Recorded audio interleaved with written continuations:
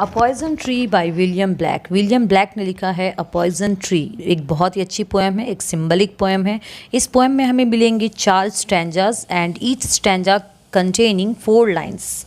It means that यहाँ पर 16 lines है एंड 4 स्टैंजास है। Then this poem is completely symbolic. अब ये सिंबलिज्म होता क्या है? Symbolism means you are saying about a different thing by showing a different thing. यहाँ पर पोएट ने अपने एंगर को एक्सप्रेस किया है in the form of a tree, a poison tree. उसका एंगर जैसे जैसे बढ़ता जाएगा वैसे वैसे ये ट्री भी बढ़ता जाएगा। उस एंगर के बारे में ही पोएम ने यहाँ पर डिस्क्राइब किया है। So let me tell you one thing, that you haven't subscribed my channel yet. आप please subscribe कर दीजिए and please hit the bell icon button next to the subscribe button so that you will get the notifications always. And comment करके बताइए आपको कौन सा topic चाहिए next जिस पर कि मैं वीडियोस बनाऊं। एनी पोएम, एनी स्टोरीज और any novel, whatever you want to read, I will definitely make the video and do comment if this video is little bit helpful for you. मैं हूँ Aarti Sharma and you are watching study table. Let's start the poem. पर poet अपने खुद के experience के बारे में share कर रहे हैं। वो क्या बोलते हैं? I was angry with my friend. I told my wrath did end. Poem start होता है पास्ट टेंस से। I was angry, मैं एक टाइम में एंग्री था। किसके साथ? With my friends. With my friend, I told my wrath did end. What is wrath? Wrath means anger. I told my wrath, मैंने अपना एंगर उसे एक्सप्रेस किया। My wrath did end. और मेरा एंगर ख़त्म हो गया। हम दोनों के बीच में जो भी प्रॉब्लम थी वो शॉर्ट आउट हो गई। But what happening next? I was angry with my foe, लेकिन एक टाइम में मैं अपने एनिमी के साथ गुस्सा था। जो पहले से ही जिसे वो एनिमी समझते हैं उसके साथ कुछ ऐसी बात हुई जिससे कि उनको एंगर आया। He was furious. I told it not, my wrath did grow. और इस बार जैसे कि वो उसे एनिमी समझते हैं पहले से ही, तो उन्होंने उसे नहीं बताया कि उसके मन में उसे लेकर और भी कुछ है जो कि वो पसंद नहीं करते हैं। And my wrath did grow, और उनका जो गुस्सा था, जो एंगर था, it started to grow. Now let's move to the second stanza. And I watered it in fears night and morning with my tears. अब जैसे कि उनका गुस्सा ग्रो हो रहा है। I told you in the beginning that this poem is symbolic. अब उनका गुस्सा कौन से फॉर्म में ग्रो हो रहा है? It is growing in the form of a tree that is actually a poisonous tree, a poison tree. और जैसे कि ट्री को बढ़ने के लिए, ग्रो होने के लिए वाटर भी चाहिए, सनलाइट भी चाहिए, एयर भी चाहिए। Now how the poet is actually growing his poison tree. And I watered in it in fears, मैंने इसे वाटर्ड किया, इसे नरिश किया। विथ फियर्स, फियर्स किस चीज़ का? फियर्स लाइक अगर उनको पता चल जाएगा, अगर उनके एनिमी को पता चल जाएगा, then it will stop growing. जैसे कि पहले फ्रेंड को पता चल गया था तो wrath was ended there. So it is the fear that कहीं उसे पता ना चल जाए। Night and morning with my tears, and the poet started to grow the anger, started to grow the poison tree day and night। ये दिन और रात बढ़ता गया। with tears, इसमें उन्होंने tears भी डाले। and I sunned it with smile। what is sunned? sunned is actually here sun।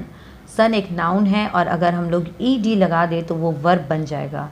and I sunned it with smiles, it means उन्होंने उसे, जैसे कि पेड़ को ग्रो करने के लिए थोड़ी बहुत सन की रोशनी भी चाहिए, तो उन्होंने इस पॉइजन ट्री को सन की रोशनी दी in the form of smiles. उनके मन में बहुत एंगर है but he always show like he is very happy with him and he always shows him smiles.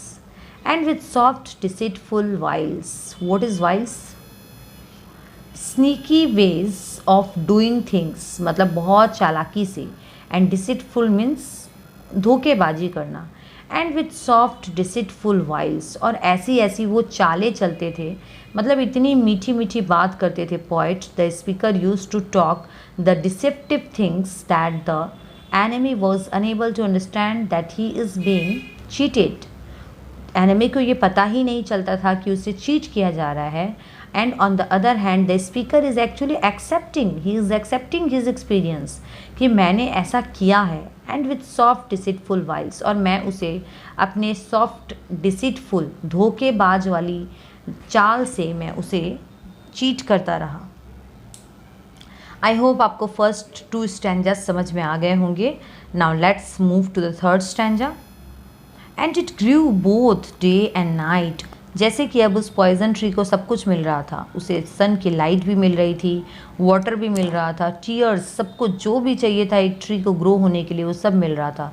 So the poison tree, it means that the anger of the speaker, and it grew both day and night, वो anger, वो poison tree दिन रात बढ़ते रहे till it bore an apple bright, और कब तक बढ़ते रहे, जैसे कि ट्री जब एक फॉर्म तक आ जाता है तो उसमें फ्रूट्स भी होते हैं।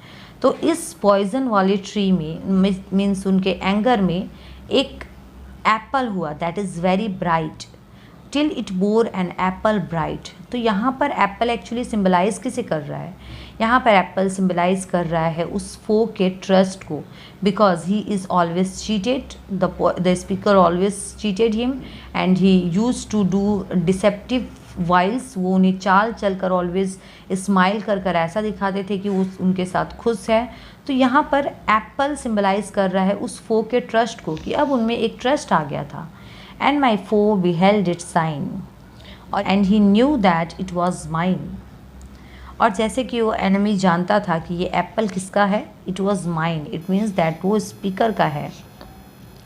And my foe beheld it shine, और उनका फो देखा करता था, बिहेल्ड मीन्स बी होल्ड का सेकंड फॉर्म, तो उन्हें उस एप्पल को वो छिप छिप कर देखा करता था, जो एप्पल बहुत शाइन करता है, और वो जानता था कि ये एप्पल किसका है, ये एप्पल स्पीकर का है।